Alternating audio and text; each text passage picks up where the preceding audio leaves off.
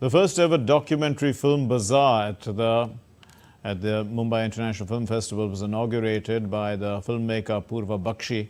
And after the inauguration, Bakshi said that the Mumbai International Film Festival there's a lot of help, over there for filmmakers, including from the funding point of view. The MIFF will host the film bazaar it's going to be happening from the 16th of June till the 18th, and this is dedicated space. It caters specifically to documentaries, animation and short films, fostering collaboration and growth within these vibrant mediums. It also marks a significant step towards moving forward for the MIFF, because it's solidifying its position, in fact, as a premier platform for non-feature films in South Asia.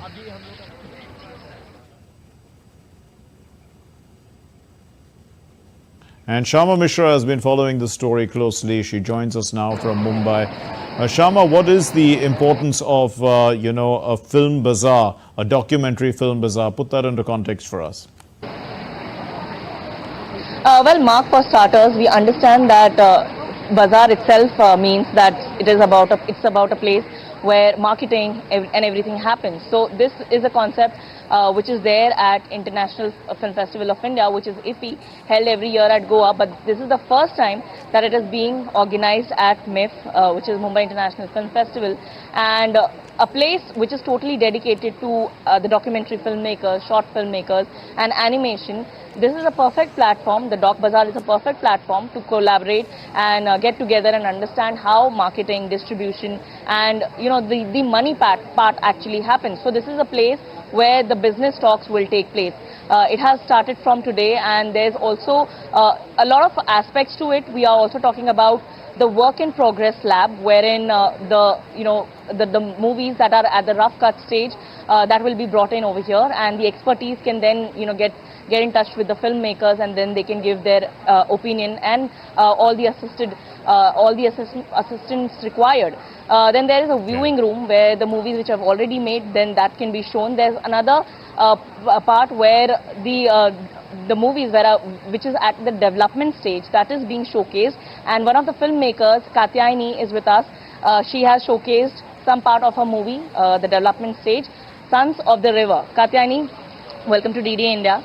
What's your film about, and how do you see this Doc Bazaar as a platform and MIFF as a platform? Well, thank you so much. I'm really glad to be here, first of all. So my film, Sons of the River, is a feature documentary that we're shooting in Punjab. And it basically focuses on the Bhakra Canal and the divers that are working on that canal, the great social service they're doing, helping families. So it's definitely a human interest story, an environmental story.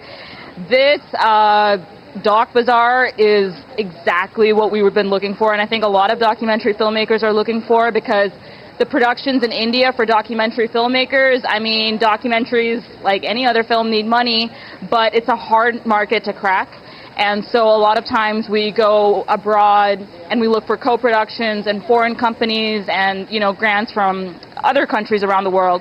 So we definitely want to tap into regional funding and have, accessibility here in our homeland, which would be completely, I think, it would just revolutionize the way that people see documentaries and the exposure and the accessibility.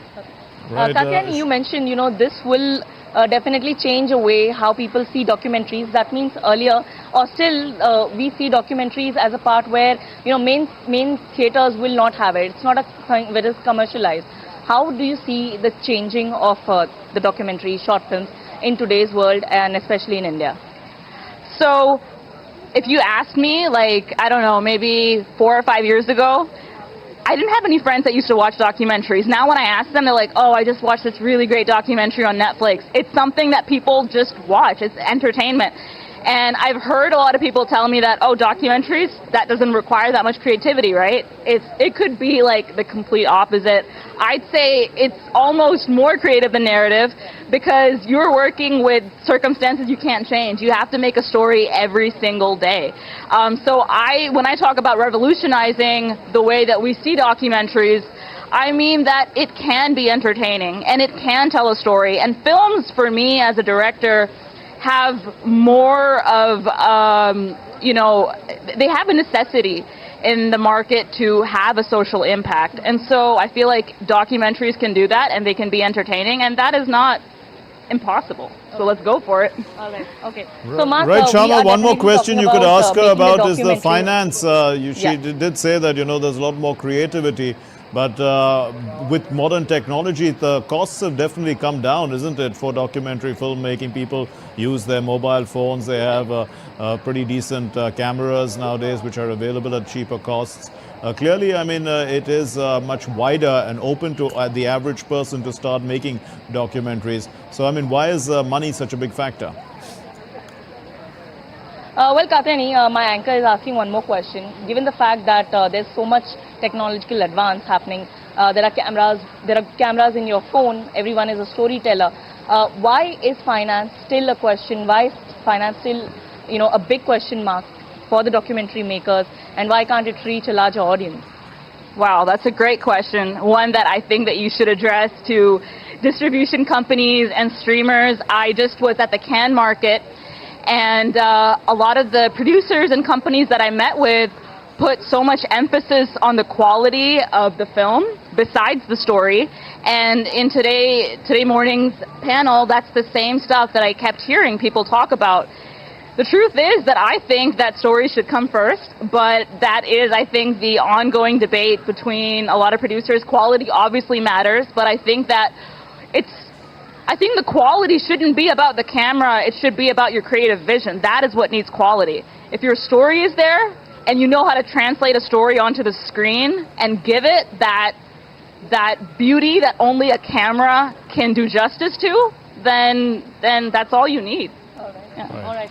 So, right, there she said it, Mark, we can have any camera, but your creativity comes from within, and that is most important. And actually the money, the part where the money is required would be also the pre-production stage as well as the post-production stage. So, once you've made the film with your own camera, with the technology that we have currently, even if it's made easily, the distribution part is hard. And as you and I both know, that the distribution of documentaries still is, not an easy thing. It's still not accessible. So we have to change that, and Mumbai International Film Festival is doing just that. And as we are, aware that India is trying to establish itself as a content hub of the world, this platform is a big platform for the short filmmakers, for the animation, VFX, because there's a big thrust from the government of India side on the AVGC sector, on the animation sector. So this is also coming up pretty good, and that's what we are saying, that documentaries, short films should find its space. And one of the main game changers are definitely OTT.